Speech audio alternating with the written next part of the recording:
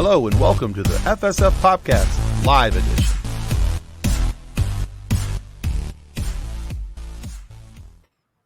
Hello and welcome to the FSF PopCast Live Edition, the show that tried to mash up Tremors and Dune, but forgot about all those pesky rednecks and the sandworm boss battles. And Tide Pods. It'll make sense later. I don't know. I think we just hurt Kathleen's brain. Weird. But she looks very concerned at us, Nick. This is there was something else that happened today. I don't even remember what John said. I'm sure he'll pop it into the comments if it's relevant. He said something and I just stopped and stood and stared at him with the what? Do they still make you? Oh. Something wrong in my brain, guys. It's all right. Also, like I warned, the energy drink is wearing off. What? Nobody knows, John. We're not even sure what's going on yet. But yes, there was comments about Tide Pods. We'll figure it out. Don't worry. I don't even know why I said it, but I was trying to think of the thing they used to kill the things in Tremors. Or was that the other one? I think that was meth. Was it the first time that you heard the words were when they came out of your mouth? You didn't hear them in your head first? No, I did not. Oh, yeah. It didn't even sound better in my head. It just came out. John says, I believe that your confusion was when I asked you how we knew Humpty Dumpty was an egg. Yes, because it's never said that he's an egg, and yet in all of the pictures for nursery rhymes, he's depicted as an egg, but it never says anywhere that he is.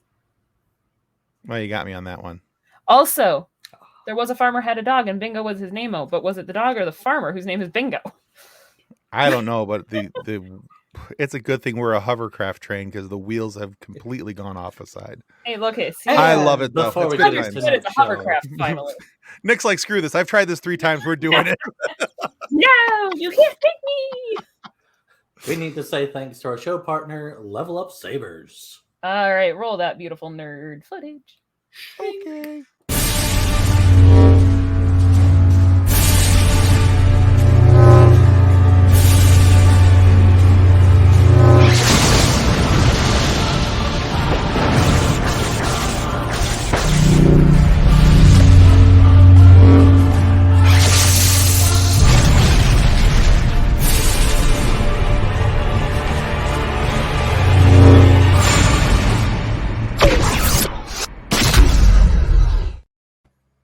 I love that video.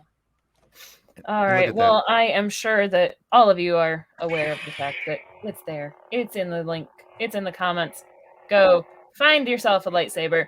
And currently there is a promo code. If you go to Level Up Sabers TikTok, you can find the promo code. Find the promo code. Buy yourself a lightsaber. Do it now and call it an early end of the year. We didn't die yet. Present. It's still 2022. Yay. Oh, is it still 2022? It's 2020 part 3. That's all I care about. Gosh, that's really what it feels like. All right, guys, before we get into the fun, and we have some guests waiting for us in the green room, but before we bring them out, just real quick, a good friend of ours and member of the show, part of our FSF PopCast family, Ben Riley, who is part of our weekly or monthly rather, Star Wars RPG. He's been a guest on our live show so many times, and also a guest host for us a couple different times. Is going through some struggles, and we have a GoFundMe set up for him right here. If you could please go to the GoFundMe. Him and his wife are about to lose their house. They need immediate shelter, and we want to make sure. No, John, that was a faux pas. It is strictly a monthly game at the moment. But anyway, we want to help try and take care of Ben and his wife, Mimi, and their dog, Josie. See, I got it right that time. Did it! And I did that from memory. Y'all should be scared right now. Whoa. That was from memory. I didn't even write that crap down. It's going to go well. So no, that was peak Tim right there. That was peak Tim. Anyway, please go to that link that you'll find it in the show notes and also in the comment section. Give $1, give $5, give $10, give whatever you can. It all adds up, and it's really an amazing thing we can do to help a really good guy. And also, if you cannot donate any money, please just share the link. The more people we get this out in front of, the more chances that we have to help Ben, Mimi, and Josie. See, I did it twice. All right. And as Jason says here, Ben is a great dude. Anything goes a long, long way. So please do that. And we really do appreciate it. And then also one more thing before we get started, one of the guys that we've had on the show here quite a few times, we're doing a bit of a promo swap with them. They're going to air a promo for us on their show, and we're going to air theirs. And really excited to have this on because these guys have done so well for us, and they're a really big proponent of us out on Twitter and everything else. So if you haven't already started listening to Sci-Fi Remnant, I strongly encourage that you do. They're a great bunch of guys. We've been on their show once. We had a great chat with them about Galaxy Quest. But anyway, here's their promo. Check them out, Sci-Fi Remnant. We are Science Fiction Remnant with Giancarlo and Robert and Ray, way down here in Australia. Bring your multipass and join our conversations. You'll meet popsicles. I love that, even though it's a short clip, because he does call us all meat popsicles, and I really wanted him to call us meat bags for whatever reason. But either way, just get a little Bender action in there. But anyhow, well, when you said one more thing, anytime anyone says one more thing, I always go to the Jackie Chan 90s cartoon where his uncle's like, one more thing. Well, yeah, or Columbo. Yeah, just one more thing. Anyway. I want an FSF ad to air. Jason, you want an ad? We can give you an ad. You mean like this one right here? Hey, this is Sam Whitwer. Hey, this is Will Wheaton. I'm Armin Shimmerman. Hey, all you cool cats and kittens. It's Carol Baskin. Hi, this is Aaron McCarty. Hi, this is Mark Pellegrino. And welcome to the FSF PopCast, your home for the all-nerdy, no-dirty interviews with people in our sci-fi and pop culture world. You can find us on your favorite audio podcast providers, Real Wise Radio, and of course, our YouTube channel. So yeah, we can. We'd be happy to send that to you, Jason. Yes, I do, so I can show everyone that you get better guests. We've had a good run of good luck, and so we're appreciative of that. All right, so one last thing, and then I promise we're going to let our guests out of timeout. We're going to let them out of timeout, I promise. And we're so close. If you're enjoying the show so far, and you think that you might even possibly enjoy it for future parts of our conversation tonight, but wait, there's more. But wait, there's more. We talked to that guy too. But if you act now. If you're enjoying the show and you think you might enjoy this one and future ones to come, please hit the like and subscribe button on the YouTube channel if you already haven't. We greatly would appreciate it. It helps our show to continue to grow. If you don't want to do that, but you want to buy us a coffee, well, there's the ability to buy us a coffee. Send us some money, and I'll be honest with you, anything you send us, we're going to send to Ben, Mimi, and Josie. So, but yeah, so you have two ways to contribute to the GoFundMe. You can either send us directly the money through the buy us a coffee link shown right there on the screen, or you can go straight to the GoFundMe and you can do it either way. But either way, whatever this money comes in, it's going to Ben, Mimi, and Josie. I didn't talk to Kathleen and Nick about this. I just kind of $9.99. No, I think we're totally on board with supporting Ben, Mimi, and Josie. And after we finish support them, the money that you send us will help pay for the therapy that we all obviously so desperately need. They're gonna go broke. Okay. And the moment we've all been waiting for. Nick's like, just let's go. Nick's like, I'm done with these guys' crap already. I love it. Sam and Anna from Growing Up Skywalker. Hello. Welcome, guys. It's your friendly local Skywalker meat popsicles. You guys sure you're ready for this? Because I think Kathleen and I are a little unhinged tonight. I can't be positive. I'm loving the energy in the studio today. You. Nick's trying very hard to reel us in, and it's just not happening. When Nick is the voice of reason in this group, but I'm like going over here, and then I'll go over here, and then I'm like, okay, back to here. Well, no, let's go over here. Nick is singularly one of the most fun people to play Dungeons and Dragons with because he just does not care. So if you haven't watched our Star Wars D&D podcast, check it out. Last session, Nick broke something very expensive that I built for him. You know what? You didn't necessarily build it, but it was my money, and it was his pants money. Gosh, let the Duncan do what he wants with his pants money. It was his crotch coins. He can do whatever he wants. Mother is watching this, Timothy. I'm sorry. I don't know where that came from, but it's probably needs to go back there. Oh my God, we broke him. I'm the unhinged one. Right. It's been a day. I probably shouldn't be in front of a microphone, but that's all there is to it. Okay. So anyway, but John, you're not wrong. The Lions have won 3 in a row, and Nick is trying to keep the shows on the rail. Yes, it is the end of the world. Yeah. All right. So Sam, Anna, take a moment and tell our listeners where they can find the awesomeness that is Growing Up Skywalker, and then I'll tell them why I love your show so much. Thanks, Tim. Yes, you can find Growing Up Skywalker on all of the major podcasting platforms. We're also at growingupskywalker.com. We are moving our way through the galaxy in universe chronological order. I'm the newbie. Sam is the veteran fan. Last night we finished the Clone Wars. I have not stopped crying. It's a mess, but it was fantastic. Yeah. And so now we're caught up to Tales of the Jedi, which is going to be our next episode because it's still in the prequel era. But we're basically done with the prequel era now, and so now it's only 5 TV shows, 6 movies. 8 movies. And a partridge in a pear. Yeah, that's how it feels sometimes. Yeah. Sorry about that, John. Yeah. Sometimes, honestly, I've had to explain worse things to her recently, so I think it'll be okay. And John is right. The end of the Clone Wars is an absolute emotional roller coaster. The last couple episodes in particular, I don't care. I've seen the entirety of Clone Wars probably 7 or 8 times. And every time I get to the end, I know that when I get to season 7, I might as well just keep a box of Kleenex nearby because I will be crying at some point. I will be blowing my nose because especially those last 2 episodes, man, those are just soul crushers.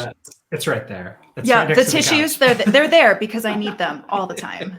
Understood. So I said I was going to say why I love your guys' show, so I'm going to do that anyway. One of the things I do love about your guys' show, just so you guys know, and the entirety of the audience is hopefully is going to go out and check out your show, and you're going to get a whole bunch of listens, I'm hoping, from this, is that it is a nice balance between somebody who's been around the Star Wars universe for a while, but is not a know-it-all, and somebody who is new to the universe, but doesn't feel the need to be right about everything. And sometimes in the Star Wars universes, there are people who are on both sides of the fence lines there who can't see the story otherwise. And I think you guys do a really good job of breaking down the nuances of each and every one of the episodes and make it relatable for both sides, both those who have been around and those who are coming into the Star Wars universe. So kudos to you guys on doing such a good job and making it such an awesome show and making it something that I get excited for every week. I'm like, ooh, what do they got to say for me this week? So you are my favorite people to talk Star Wars with. So bingo. God, more freaking tissues. Unless I get Mark Hamill on here, then you guys are gonna be like a close second. Okay, we'll be second.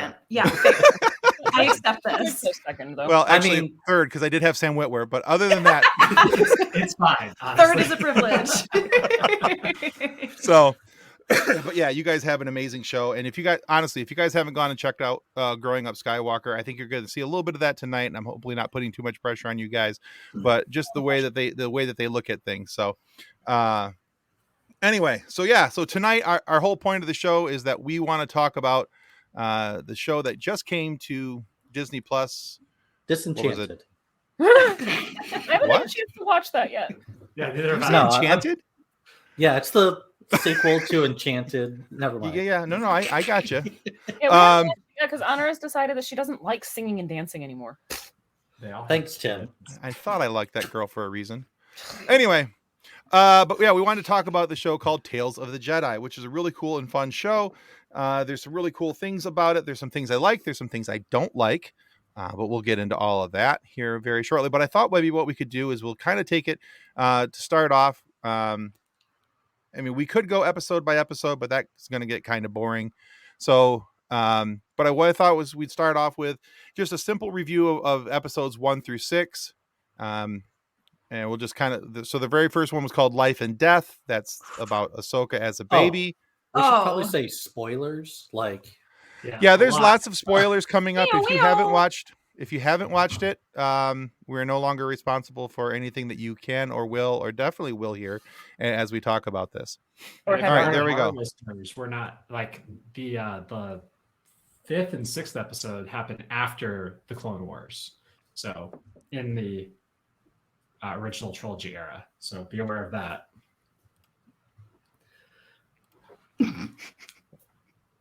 Okay. No, we're here. Sorry, I was. What? No, I was adjusting a setting real quick. Sorry. Oh, good stuff. Yeah. Okay. So please exit the vehicle if you are worried about spoilers. This is your spoiler alert. This is your exit. So that first episode, the first episode is just Ahsoka's birth and being recognized as a Jedi when she's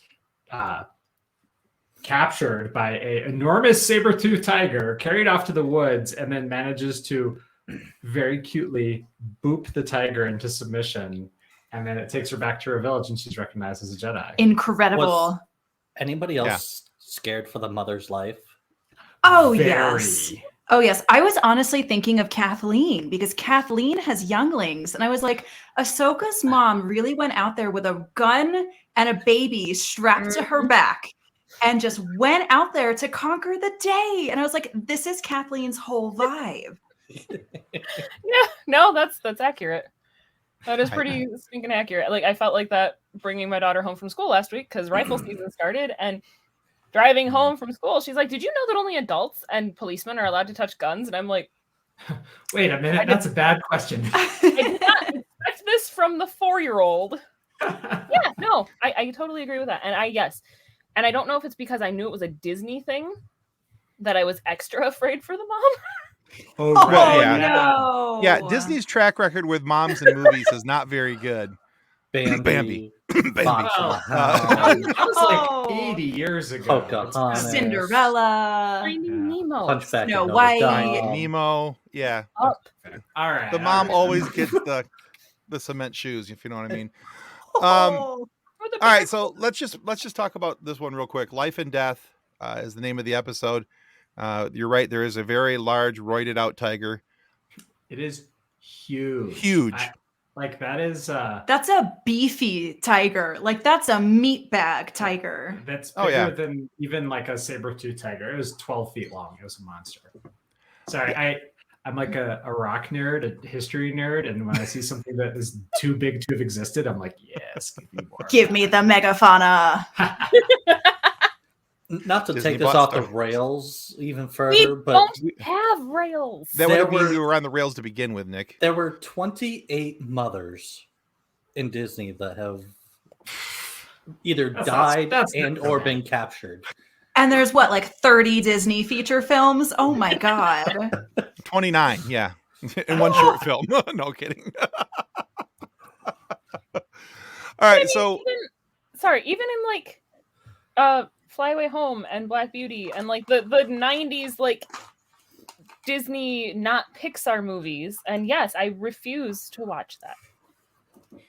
But yeah, no, Disney has a terrible record with mothers, and then of course you have the one-off of Lion King where suddenly the dad dies, but that's in all honesty though, it's a reasonable set of expectations though, because based on Disney's history, but also the fact that Ahsoka is taken from her family at a young age.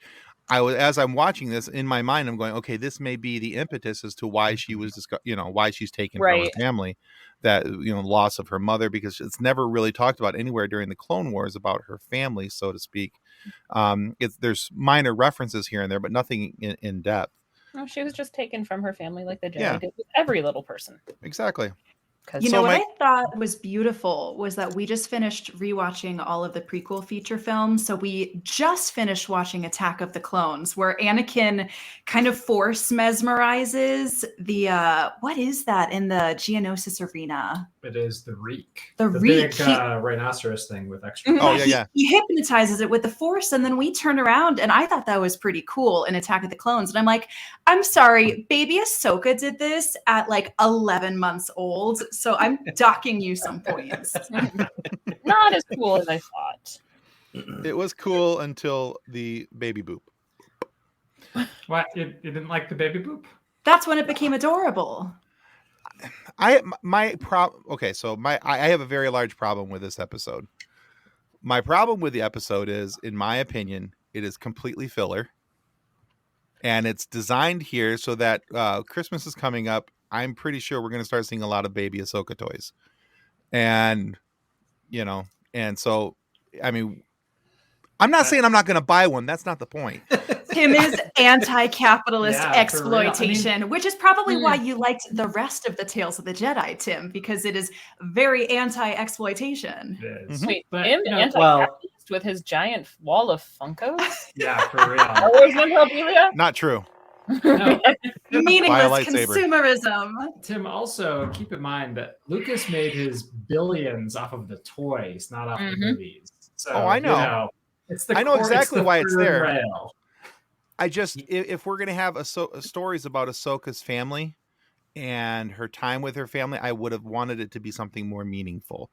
Because these are the tales of the Jedi. I mean, it's cool that we got to see her forces develop there, and that there was a spark there and as a baby, and that the end of the episode is like Ahsoka is Jedi. That's how it happened, and that's how she was safe, and all these things. But it was more cutesy from the fact of the boop, which is adorable. I'm not knocking the boop. And there will be an Ahsoka plushie somewhere in my studio here soon. That's going to happen. I'm not against the capitalism. I'll say it right one of these days. He's against words, but why use many words when few words do trick? Oh, sweet Kevin. Yeah, but Tim, it had me sobbing into Sam's shirt. He turned to the left, and I'm over there just melting into a puddle. I wrote down in my notes in all caps, not sobbing with an N. I couldn't see through the tears to spell it correctly. It just says sobbing. Okay, so you enjoyed what was it about the episode that you enjoyed? I enjoy anytime Star Wars is willing to give me a powerful female character, and I got 2, and one of them was 11 months old. Okay, I'll give you that. I have no complaint with that. And what I got out of it was, I think it would be scary. I think it'd be really scary to be raising a child in the Star Wars universe, and they have straight up superpowers. And you just don't know what to do with this child, because if you have a really smart kid or a kid who's developmentally troubled, you don't know what to do with them either. But imagine all that plus they're flinging tables and taming saber-toothed tigers. It's really scary, but it does show how the legend of the Jedi would permeate through the entire galaxy. And people be aware of this. The old lady Gantica would say Ahsoka is Jedi because she's heard of this. It's happened, not in her lifetime, but her grandmother's lifetime. Another person from the next village over became Jedi. And it's a blessing and a curse, because then you have to give your child up, right? I think it was it was a beautiful way to say so much in so little, in 8 minutes of me crying. Okay. Okay, so, we were big stands of this one. That's okay. I had not thought about how terrifying it would be to raise a child in the Star Wars galaxy until you mention you have these things. You have this child who then has these extra talents. And having an incredibly intelligent, very sassy 4-year-old on my hands. Oh, thank goodness she doesn't have the Force. Well, I can think of now I'd have even cockier kids who'd be like, I will not take out the trash. So, or who just grabs it and chucks it out the door without getting off the couch. And there's that reason why we don't have the tales of the families after Order 66. Yeah. Oh. Wow. Well, that's devastating. That's Rebels. But... We're gonna bring it down because we're sad about Order 66. Mm-hmm. So do you want to talk about the next one? Yeah, that's fine. Yeah, I just hadn't thought of it from that perspective. So, a lot of things that I see in Star Wars is always about perspective. What's my perspective? And that's one of the things I appreciate about your guys' show is that sometimes I look at things through a different perspective because the lens in which you see it is different than the lens that I have seen it. So, but I like that. Okay, cool. So let's take the next 2 episodes kind of as one, because episodes 2 and 3 are about Count Dooku and his descent. And Pecs for Days, Padawan Qui-Gon, we cannot ignore either. Yeah, he's a rip. He's got the deep V situation. Oh yeah, yeah. He's showing off the man cans pretty strongly there. So I had forgotten that Qui-Gon was Count Dooku's apprentice. Yeah. And so after episode 2, at the end, when he actually says Qui-Gon, and I was like, "Who is this guy?" Because he didn't look like Qui-Gon, didn't quite sound like Qui-Gon. And I was just like, who is this? See, my biggest struggle with this episode, it's a very stupid struggle, but the fact that Count Dooku sounded more like Alan Rickman than oh my God. Drove me crazy. Pulled me right out of it. Because I'm like, I know that Christopher Lee and Alan Rickman are both dead, but I also know voice actors will study the voices of the characters that they're doing, and I feel like they should have gotten him a little closer to Christopher Lee and not Alan Rickman. Well, it's the same guy who does it for Clone Wars. It's Corey Burton.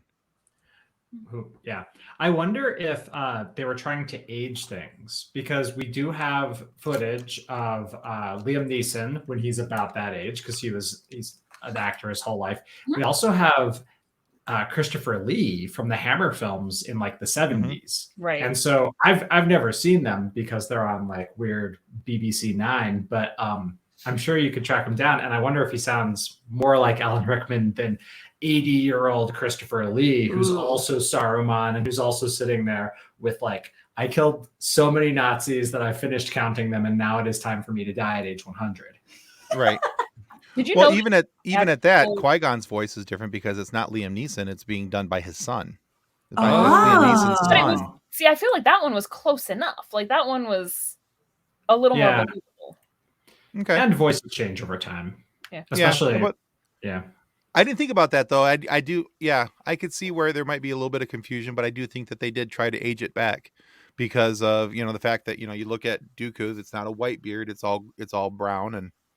He does have that young Severus Snape thing going on too. That made it equally distracting that he sounded like Alan Rickman. But now I kind of want to mash Alan Rickman and Christopher Lee and see what would happen.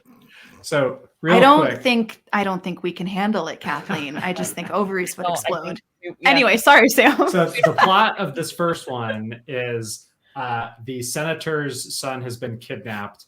Dooku as a Jedi, so not as a count. He's a integer, and Qui-Gon go to figure out the situation.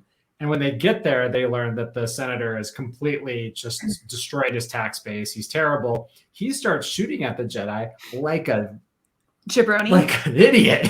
And then because this will go well.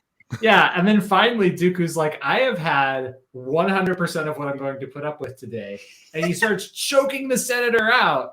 Qui-Gon runs inside, gets the son who's been sitting there chained up. The son runs out and is like, don't kill my father. And then Dooku's like, you saved a lot of lives today, Qui-Gon, because otherwise I was going to go completely out there. I kind of thought that they were going to wrap up his whole descent story into that one episode, because as soon as he started doing the Force choke and he threw Qui-Gon with the Force back into the barn doors, I was like, oh, saddle up, boys. Here we go. It's slaughter time. But how heartbreaking was it that then we see Dooku, who loves Qui-Gon so much, and that deep bond between them.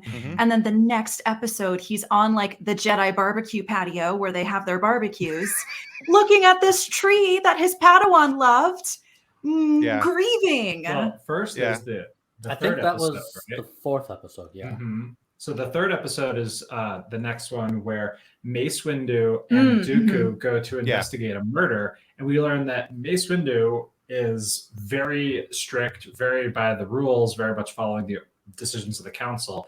Dooku is actually interested in the mystery. They go to the site of where the Jedi was assassinated and learn that it was a coup by the local governance of the planet Raxus, which we later learned is a separatist world during the Clone Wars. And they had attempted to assassinate their own, assassinate the Jedi to install a puppet senator, some complications. Very Manchurian candidate. Yeah, it went poorly. They forced them to go with what they wanted. What I really liked about these two episodes is we got to see what the Jedi were supposed to be doing before the prequel era. Right. And what's so interesting about that is that it is that dichotomy between Windu and Dooku is like what the Jedi are supposed to be doing, because Windu is like, we have to follow the council, and Dooku's like, I'm not here on the behalf of the council. I'm not here on behalf of the Republic. I'm here because I am a Jedi. I'm doing Jedi detective work. I am working. I am doing stuff on behalf of the citizens of the Republic. Ooh. And that is what is leading him into a path of darkness, is going a populist route, going anti-establishment. Ooh. He was there on behalf of the DDA, the Dooku Detective Agency. Did you know that Dooku was his first name? What's that? Did you know that Dooku was his first name? That makes sense. That's how count titles would work. Count Samuel. Oh, I don't like it at all. Technically, he is Dooku of House Sereno. Oh. Yeah. Oh, I thought the planet was Sereno. Count Sereno just kind of sounds like a hot sauce. So, I mean, that was probably a better choice. And that's the thing, is like, it is Sereno. Dooku's any better. Sereno is the planet, but he is of House Sereno.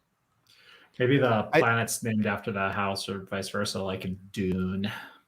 I do think it's interesting too, though, that we see different things in each episode 2 and 3 where Dooku's faith in the Jedi Order and his faith in the Senate is getting chipped away little bit by little bit. And I saw parallels into what the way that we saw Anakin's story, but of course this was a much smaller microcosm of that, because we only had the couple episodes here really to see it.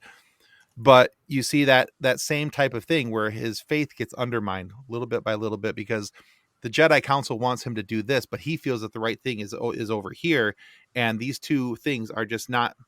They don't mesh. They don't gel in his mind, and so he can't do it, and so he becomes overly aggressive. And I think one of the final things that we see, other than the next episode with the Sith Lord episode, is the fact that he gets passed over for the High Council seat by Windu. Oh yeah. He was you could tell just the way that Dooku's voice and the inflection of asking Windu, did you know about this? Did you know this was going to, I was, whether he knew or not, but yeah. Yeah, I love that. Council politics. Yeah, it turns Dooku into a mirror, I think, for Anakin and Ahsoka during the Clone Wars, right? Because you see Dooku faced with kind of the same impetus that Anakin and Ahsoka get. And as we know, and here's your spoiler alert, Anakin falls to the dark side. But Ahsoka has kind of the same... Never. I know, right? Anakin Skywalker. Astonishing. But Ahsoka sees people suffering too, and gets really in with the Martez sisters, and sees that the Jedi are supposed to be helping the little people, and she goes all the way over to be a servant of the light. So it's cool just to see all of our favorite characters reflecting each other. I like that. Okay, cool. So that was the episode choices. That leads us into episode 4, the Sith Lord. And this is where we see there's the loss of Qui-Gon Jinn at the hands of Maul. Yeah. Man, the cello in that episode is doing some work. Yeah, they pull some strings, some heartstrings in this episode. Strings. What I really loved about this episode is it kind of solved that mystery of Yaddle. It's like Yaddle? Because we saw Yaddle. Oh, absolutely. In, what was Phantom. it? Episode 1? Yeah, Phantom and Menace. then we never saw her again. And nobody actually knew.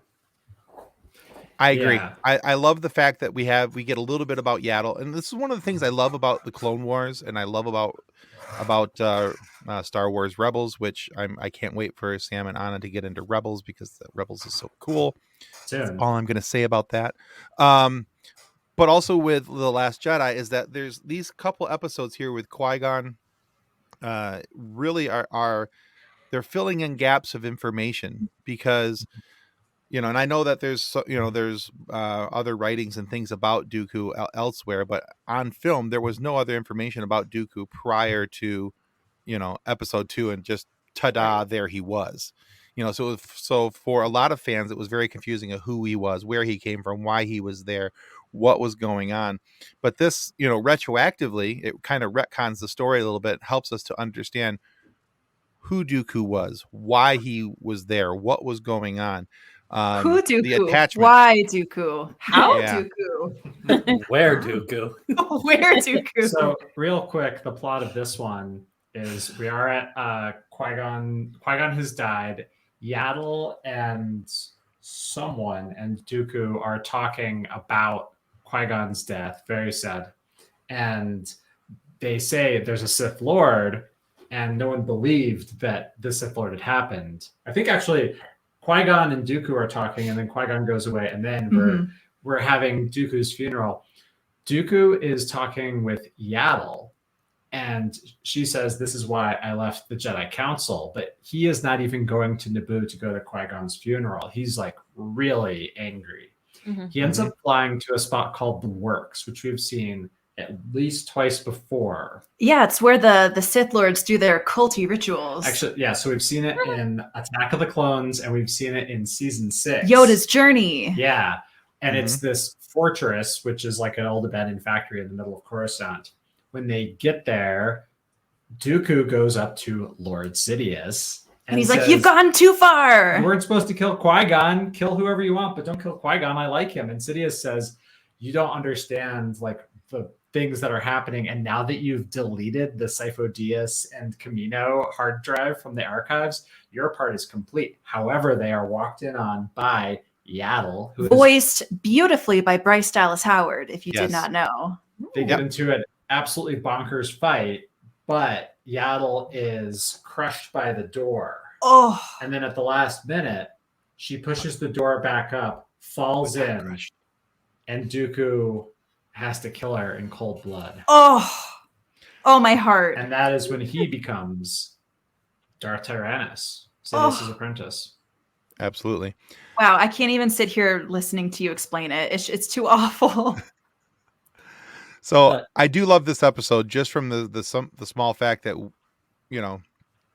Dooku knows the council's not going to take him seriously. It has not been taking him seriously about the Sith Lord issue, and then he loses Qui-Gon. He's mad all the way around because of this. He's mad at the Jedi Council. He's mad at Palpatine. He's mad at everybody. Yes. Use your hate. Exactly. But I do like the fact that we get to meet Yaddle and that we get to find out some information about her, and she's not just the weird puppet sitting over in the chair in episode 1, that there's more to her. And I love the fact that she's talking normally and that it gives Yoda his own thing.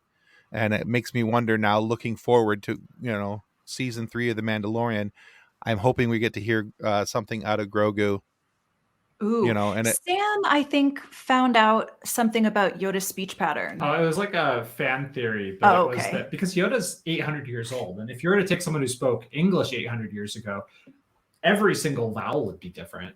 And they'd have 4 extra letters in their alphabet. And so the pattern of speech would be almost indistinguishable. And it's interesting to think of someone who like carries on an accent from their childhood, because that's like a trope of like vampire stories and stuff. You can tell when someone's like, wow, that's a real Transylvanian accent. It's like, yeah, well, I invented the country 1,000 years ago. So I think the fan theory, though, was that Yoda spoke the way that he did in tribute to his master.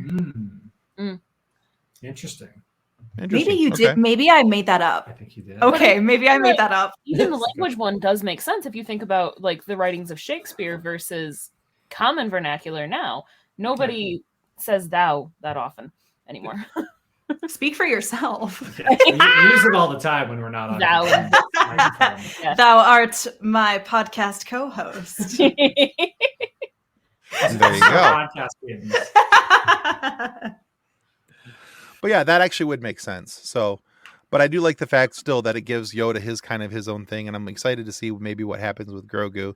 And we'll see then if that holds true, or if like just Yaddle was the one-off and she spoke normal, but the rest of the little green guys all talk weird. So maybe she thought Yoda was really just a huge dingbat for doing what he did. She's like, come on, I figured it out. Or she spent a significant amount of time doing speech therapy to shed her accent from her still unknown homeworld. Or Yoda's a dingbat. Okay. Agree to disagree. I like the possibility of the dingbat theory, and then like behind closed doors, she's like, stupid he is.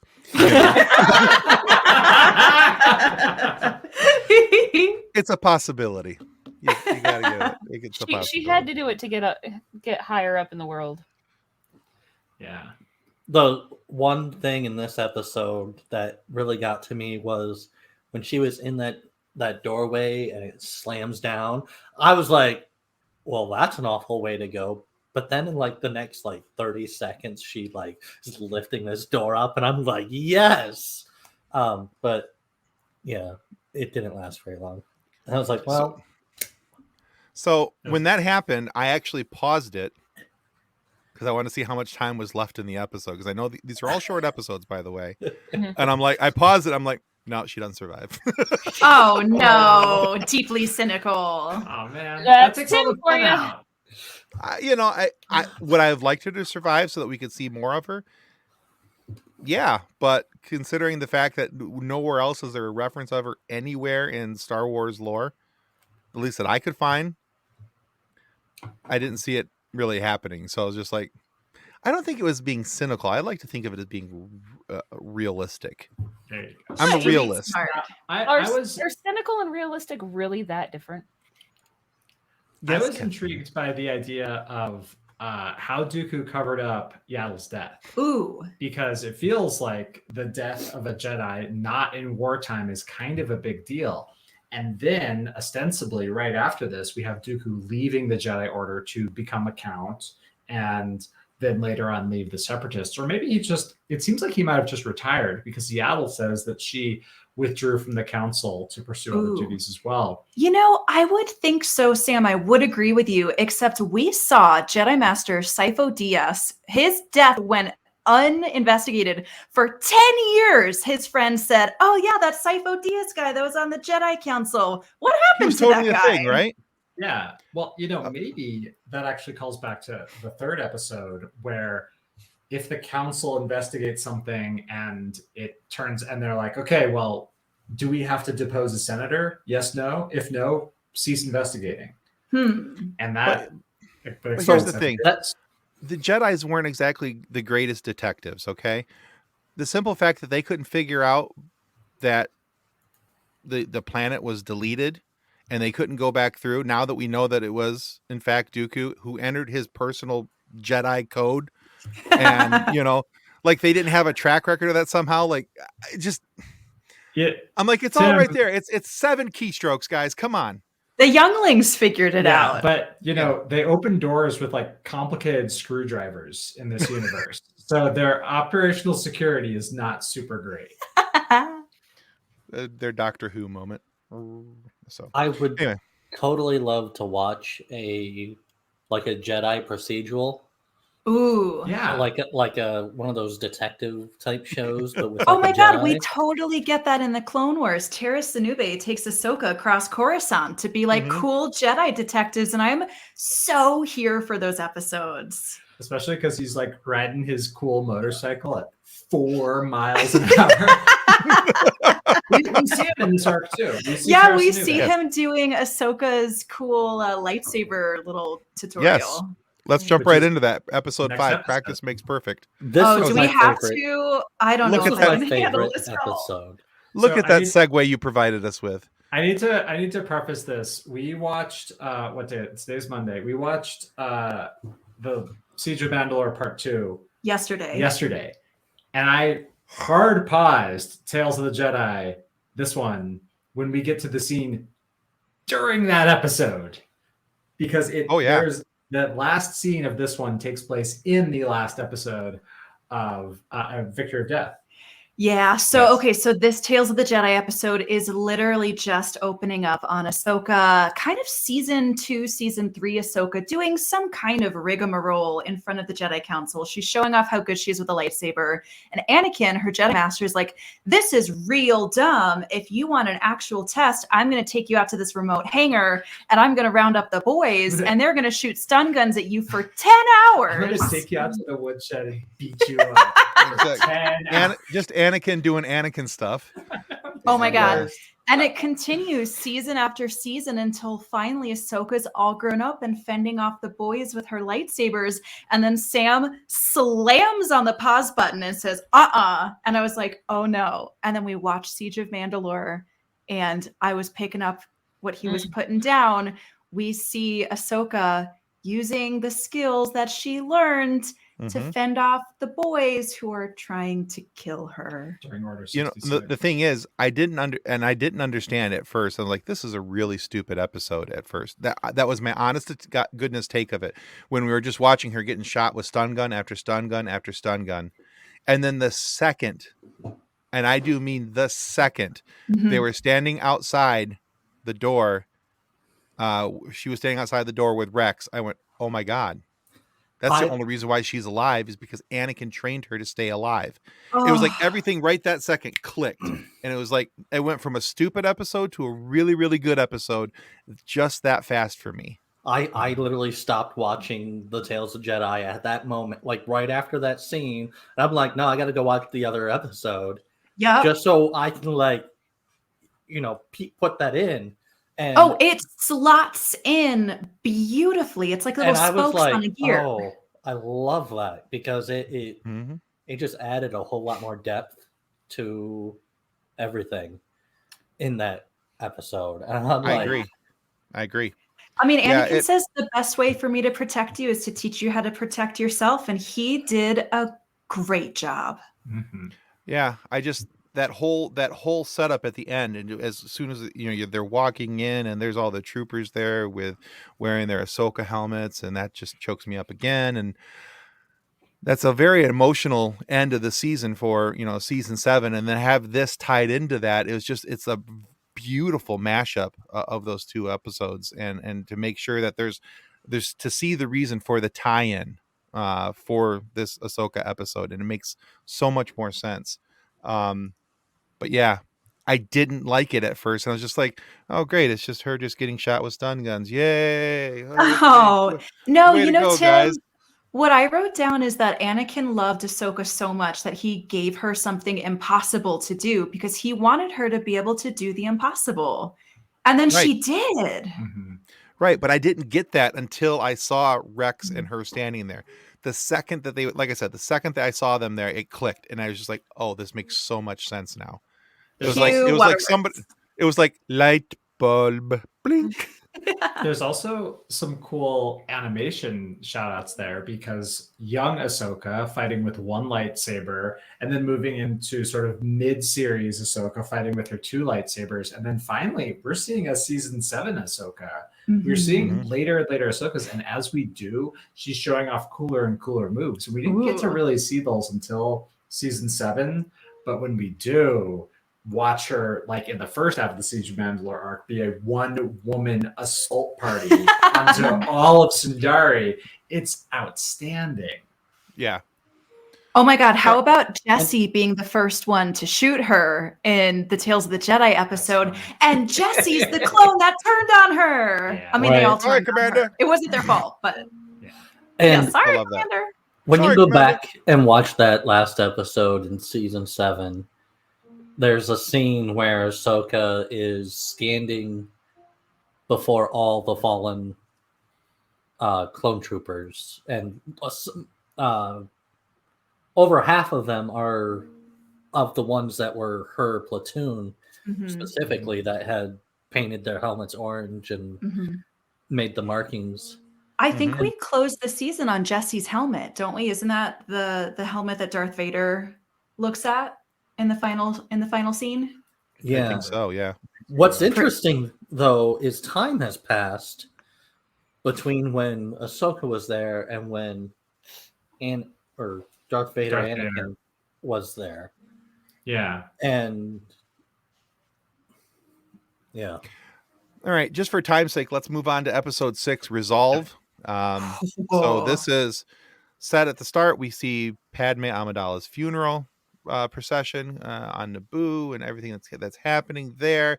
You see Ahsoka in the crowd, which, you know, that's another just yank right at the old heartstrings right there, because that was her friend. Even though that was extremely dangerous for her to be there, she made sure that she was, and I thought that was really cool. But she goes into hiding. She becomes a farmer on a planet. She uses her force powers to save somebody, and the person that she saved, her brother, was an absolute jerk, reported her to the Empire, and the Inquisitor comes knocking. So this is the first time that Anna has heard the term Inquisitor. And so in our viewing, this is the first Inquisitor we see. Ooh. Oh, That's who that guy was? He was wearing like a lacrosse mask? Yeah. Okay. Yeah. You call that a lacrosse mask? That's scary lacrosse. That's a real scary mask. Your town's lacrosse team should probably not be nice. There. Never played lacrosse. It's dangerous. Death lacrosse. So this is loosely based off a novel written by E.K. Johnston called Ahsoka. And if you haven't had a chance to listen to or read the book, I prefer to listen to books. This book is read by Ashley Eckstein. So everything is done in Ahsoka's voice. So it's really very cool. Wow. And it's got sound effects and everything in the background. So you're basically listening to a movie in the background. So it's really kind of cool. But it's loosely based on that. And I wish they would have stuck a little closer to the book, but it is what it is. And they only had 14, 15 minutes to try and tell this whole 200 and something page book story about Ahsoka, and it sticks very close to that, but I wish they would have been closer to the book, but you know, it is what it is. Yeah. I think Star Wars really is at its best with these little village stories. I think, you know, in a perfect world, I wouldn't have seen The Mandalorian, but Sam had to get me into Star Wars somehow with Baby Yoda. So I've seen some of the village stories from The Mandalorian, and then I think some of the village stories in Tales of the Jedi are so beautiful because you get to see how the regular people suffer under the Jedi, under the Republic, under the Empire, and just how the people continue to suffer no matter who's in power. Yeah. John says Ahsoka survived Order 66 because of Anakin's training methods. I don't think anyone would describe him as a good teacher, but he got the job done. For sure. And then one more note from John, and then I'll let you say what you were going to say there, Sam. It says, fun thing, the idea of Imperial Inquisitors actually comes from the West End games Star Wars RPG in the late 1980s, early 1990s. So they weren't part of the original story. They kind of came in later. Nerd. Yeah, thanks. Thanks, Google. So one of the things I find really interesting is how in this viewing of the Clone Wars, because my very favorite lightsaber fight is it's the training fight in Rebels. But I love them when they're short. I love a short lightsaber fight. The lightsaber fights in the Clone Wars movies are like 60 scenes long, and it's bonkers. The lightsaber fight in this Tales of the Jedi, because the Inquisitor shows up, turns on his big Inquisitor double-bladed lightsaber, ready to go to town, and Ahsoka's like, look at me, armed with not but one fist. And then she's like, by the way... And a piece of straw on the other hand, yeah. I'm taking your sword, I'm taking your lunch money, I'm taking your life. I'm kicking you in the kidney. Yeah, and then you're just dead. And it's got such a cool sound effect to see that lightsaber slice and dice, but... That is a very cool callback to the last scene in the first half of the Siege of Mandalore arc when she is fighting Maul in the rafters over Sundari and she gets her lightsabers lost. Mm-hmm. And there is Maul with his double-bladed lightsaber and they're standing on an I-beam that's only half attached and he's ready to take her lunch money and she is like, hey, check this move out. And you're falling. Which episode is that? What move was that again? Phantom Apprentice. Yes. Season 7, Phantom Apprentice. Episode 10. I'm such a nerd about the Clone Wars now. Jeez. Yeah, I'm sorry, Sam. What was that move again? I'm sorry, I didn't catch that. Can you do that one more time? and yes, John, they did get Ray Park to come in for motion capture. The fight between Ahsoka and your favorite character, Darth Maul. Yes, you got too excited. I did. You got Ben and Josie and Mimi's names right earlier, and now your brain's not. Nothing else will work. I told you it was going to fail in the end. But yeah, so it's a really cool way to kind of end up the stories of Tales of the Jedi there. But just real quick, what was if you had to pick one, Sam and Anna, what was your favorite episode? I think what's episode 5, the training lessons. Yeah, I was actually going to go with that one as well. It's called Practice Makes Perfect. Practice Makes Perfect, yeah. Yes. And it is because we're watching that in our watch through, but also I find the tale of Ahsoka to be a little bit more compelling than the story of Dooku. I think I'd love to see Dooku explored a little further, but the story of the Clone Wars, which to me is so much of the animation, is the story of Ahsoka. Even Ahsoka's arcs in Rebels, she steals the show. Yeah, she's a scene stealer for sure. I will say Ahsoka's mom is also a scene stealer. So I will say that the first chapter of Tales of the Jedi is my second favorite. The whole Tano family. Well, her dad's kind of a jabroni, but like her mom is great. So he dropped a rifle. He drops a rifle on the barrel. He's just fixing a roof the whole time. He's letting her mom do all the hard work. I don't Come know why. on. Deadbeat dad Disney is a trope too. I saw him drop that rifle. I'm like, this guy is irredeemable.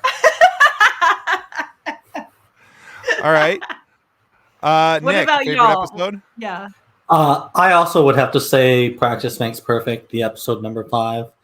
It really made me want to go back and rewatch Clone Wars. And so I have to go back and rewatch Clone Wars again. Oh no. Because we need an excuse, yeah. And Kathleen, did you have a favorite episode? Oh, no. Maybe. No. I don't know. Like, I feel bad after 50 minutes of talking about this that all of it was a little bit meh to me still. And I don't know if I'm still I was talking to John about it earlier today that I feel like I'm still experiencing a little bit of Star Wars burnout. Where there is so much Star Wars content coming at us so often that I'm like, another thing? Right?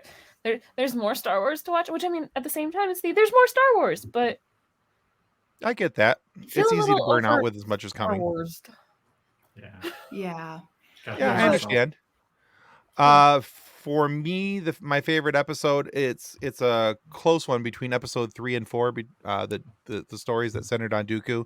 Again, I like the Descent stories and to see what were their triggers and what got them to where they are. And that's one of the things I really did appreciate about the Clone Wars is we get to see they try to do it in the prequel movies, but you can only put so much information in those. But in 7 seasons, rather, not 7 episodes, but 7 seasons of the Clone Wars, we see Anakin's descent from it's clocking downward ever more so every season, every episode. It's getting further and further away from what the Jedi, tenets were supposed to be. So, and I like this with Dooku as well, getting to see that, what caused it, where he got him there, and all those different things. I actually did like the use of Ahsoka versus Dooku in Tales of the Jedi, having the opposite angles. Force requires balance. Yeah. Ooh. It was very cool. Tim does his nerd dance. I love it. That's right. And it's hard. It's funny too. Is like Ahsoka is one of those characters I have more appreciation for the more I know about her. Count Dooku, I've always kind of liked because I love Christopher Lee, and anything Christopher Lee is in, I'm like, oh, this is going to be a good character. But to see their arcs go in opposite directions was kind of fun. All right. Cool. Any hopes for future tales? Is there a particular Jedi you would like to see have more stories told about them? I would like for Shakti to finally get at least the death scene that she deserves, because 3 of them were filmed between the Tartakovsky Clone Wars and Revenge of the Sith, and she never got a death scene, and she never really got to live. So more Shakti, please. I want to see more Plo Koon. Ooh, yeah. Hey, Dave Filoni also loves Plo Koon, so maybe that'll happen one day. He's great. I would agree. So there's two that I would like to see if we're going to stay with this dichotomy of 3 from the light, 3 from the dark. I would like to see 3 from Plo Koon or Shakti. Actually, Shakti, I hadn't even thought of her, but that's actually a very solid choice. And again, my brain is not working, so I'm gonna need your help on this. I can tell you who it was and all that. Oh, Casey, you're adorable. Casey, love you, buddy. And Calamunde, yeah. But what I was thinking was he's voiced by Dave Filoni. Oh my gosh, not Saw Gerrera. No, Umbara. Oh, Ponkrell. Ponkrell, thank you. Ponkrell. Yes. Oh, what a choice. Cool. Yeah, I would love to see more about Ponkrell because all we have in the episode is that he went to the dark side. Yeah. Okay, so what caused him to go there? With like Dooku and Anakin, there are steps to how a Jedi goes from the light to the dark, and I would like to see that. What's the descent? Galaxy's most hated general, Ponkrell. What a spicy choice, Tim. You know what? I'm gonna roll back mine, and I'm gonna throw a curveball here. Quinlan Vos and Asajj Ventress. Ooh. Because they meet and fall in love in that book. Sam! It's a book. Oh, okay. Doesn't count. You didn't sound the spoiler alarm for a second there. That was awesome. Like the second this camera goes off, you are in so much trouble. I love it. She doesn't remember what happens 2 weeks later. I remember nothing. Squirrel brain, like the best thing ever. Sometimes though, like the number of times, like even John will be like, "Hey, so I'm gonna work on game stuff," and I'm like, "Okay, have fun," and I'll like catch a glimpse of what he's doing, and he's like, "No, you can't know this." I'm like, "I'm gonna forget it." I forgot about Order 66 not once but twice. It happens. So yeah, it's kind of fun actually. You never know what's happening in this brain. We learned something fun about Ponkrell when we interviewed. Who did we interview? Dave Filoni. Yes, that's right. That he based the voice off of Darth Vader. Ooh. Yeah. Yeah, it's a really cool episode, and getting a chance to talk to him about it. You can kind of see his inspiration and what he was like. In his mind, him and Darth Vader and Ponkrell were going to be like, best buddies in evilness, and so you gotta have the clones on your side too. Yeah, exactly. So awesome.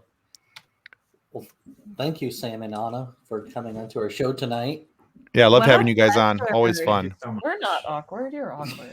And you know what was really fun was watching something that is like contemporary and you guys watching it too. This is cool that we're all watching something that like just came out at the same time. That's not something we get to do. We've had kind of FOMO for the last 2 years of our podcast because we're working our way through all of some older content, some 90s content, and now we're finally catching up and we get to talk about things that are actually relevant to the cultural conversation, and that is delightful. That is pretty cool. Awesome. I'm looking forward to seeing what you guys got coming up. So yeah, so we are reviewing Tales of the Jedi. We're doing Dooku's journey 1 week next week, and Ahsoka's journey the week after that. And then Sam and I are taking a small break because we're moving in together and we just got new jobs. Yay! We are extraordinarily busy right now. We're just very busy, tired people. And then we're going to be back for season 1 of Bad Batch. Nice. I can't wait for that. Congratulations on the new jobs and the new place and all that fun stuff. Thank you. We're signing our lease tomorrow. Yeah. Yay! That's super exciting. Where can people go to find you guys? Yes, you can find Growing Up Skywalker on every major podcasting platform. If you listen to us on Good Pods, it does really help us to move up the rankings, which we super appreciate. You can also go to growingupskywalker.com. And if you want more Skywalker, you can find us on Patreon. Monthly memberships start at $3 a month. But I would also encourage you to drop some coffee money to the wonderful folks at FSF PopCast as well. Aw. She thinks we're wonderful. It's because she hasn't really met us for real. And you guys are the reason I've been watching Clone Wars again. The second. That is a privilege. Thanks. That's awesome. I love it. All right. So last Friday, our guest was the actor, model, and director, Bo Roberts. Did we mention that he was an MMA fighter? And wait till you see what his last fight song was. Complete honesty, I am not making this up. The last song I walked out to before I fought somebody in a cage was Under the Sea, the Little Mermaid theme song.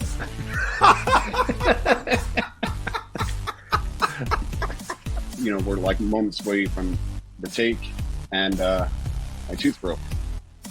Oh no. So, yeah, so... Hi, this is Bo Roberts, and you're listening to the FSF PopCast. Your home for the all-nerdy, no-dirty interviews with people in our sci-fi and pop culture world. Still get that episode of FSF PopCast on your YouTube channel and your favorite audio podcast providers. And don't forget, guys, your subscription to our YouTube channel is a major help, so please do not forget to click like and subscribe as you watch the videos. So that was that week. That was last week. This is this week. This week, our guest is an incredibly talented singer who has gone through some remarkable events in her life and is now making music, producing music, and we are so excited to have her on the show. But April, you played Maureen in your high school production of Rent. I like how the hair immediately covers the face. You're like, no, you know about this. Our understanding of what disabled or chronically ill is very, I think, narrow-sighted. Like it's very narrow. Well, you know, hey, for $3.50, I have spent $3.50 on much stupider things in my life. Yeah. So how much are those Funkos? That is not the point, Kathleen. Anyway. Hi, this is April Rose Gabrielli, and you're listening to the FSF PopCast, your home for the all-nerdy, no-dirty interviews with people in our sci-fi and pop culture world. Stretchy pants are the way to go. Yeah. Wearing real pants is stupid.